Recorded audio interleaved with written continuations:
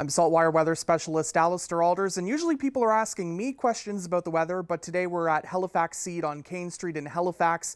I'm here with Emily Tregunno, and we're talking about weather and gardening, and this might be an obvious question, but when it comes to the weather, how does the weather affect your garden? Let's be honest, the weather has everything to do with how we garden and when we garden. And what about extreme weather? I mean, we're certainly prone to a lot of wind in Nova Scotia, sometimes hurricanes and obviously other severe weather events. So how can people protect their gardens from the weather, from the elements? So I think it's, first off, planting the varieties that you know are going to work within your microclimate. So, if you get extreme drought in your backyard, you want to make sure you're planting varieties that are, maybe a little bit heat and dry tolerant. And then, when we do have extreme weather events, it's doing things like making sure you're staking your tomatoes. So typically when we see those hurricanes in September and throughout the fall, it's making sure you have the right supports in place for the plants that you would like to survive. The other thing, it's also making sure you remove any dead debris and really making sure your garden's clean and kept on top of. And obviously we are heading into the summer season where, we are going to be starting to talk about more dry conditions more than rain. When it comes to the garden, what should people be looking for in terms of plants, whether they're looking for maybe a plant that doesn't need a whole lot of rain or maybe one that does need a lot of moisture? Yeah, so I think if, most plants are designed to be grown all season long. So it's a matter of staying on top of knowing what is happening in your soil. So as far as a nutrient perspective, but also from a moisture perspective. So if we're having a dry summer, you're going to want to, add a little bit more moisture. So you're going to want to be adding, lots of water. But you also want to look at some things like maybe you want to mulch your garden. That's going to help retain some of the moisture in the soil as well.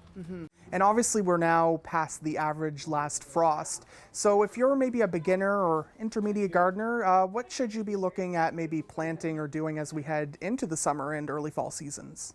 Yeah, so when it comes to choosing the right varieties and being careful when it comes to temperature and keeping an eye on the frost advisories, you want to make sure you're planting hardier varieties. So things like, kales, spinach, even your carrots, broccoli, cauliflower. So more of those hardier seeds and transplants early on, and you really want to make sure that we've waited until after the last frost to put in, the sensitive plants, so basil, tomato, eggplants, peppers.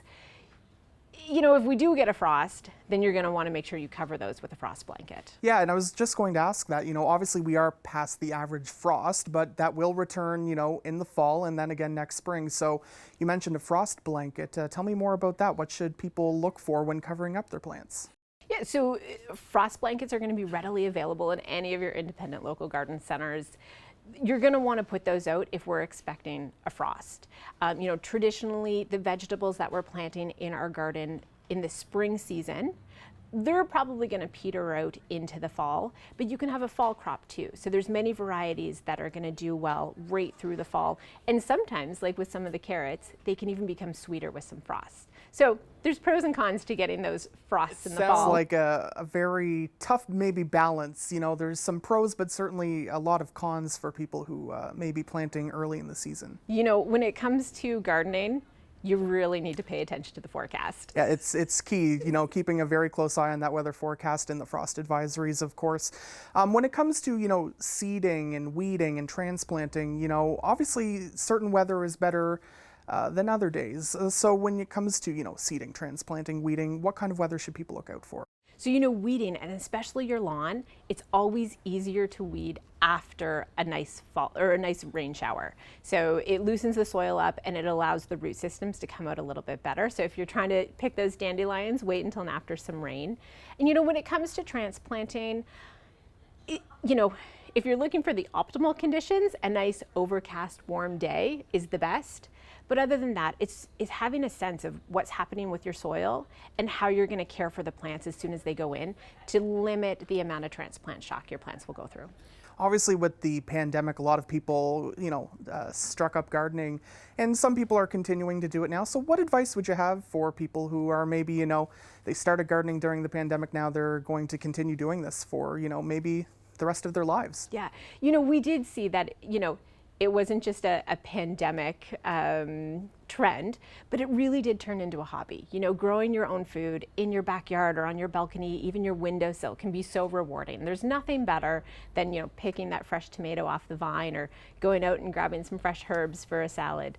So, you know, what I recommend is to keep it manageable and watch the weather. Watch the weather indeed. Of course, the forecast available anytime on saltwire.com/weather. Emily, thank you so much for joining me today. Thanks for being here.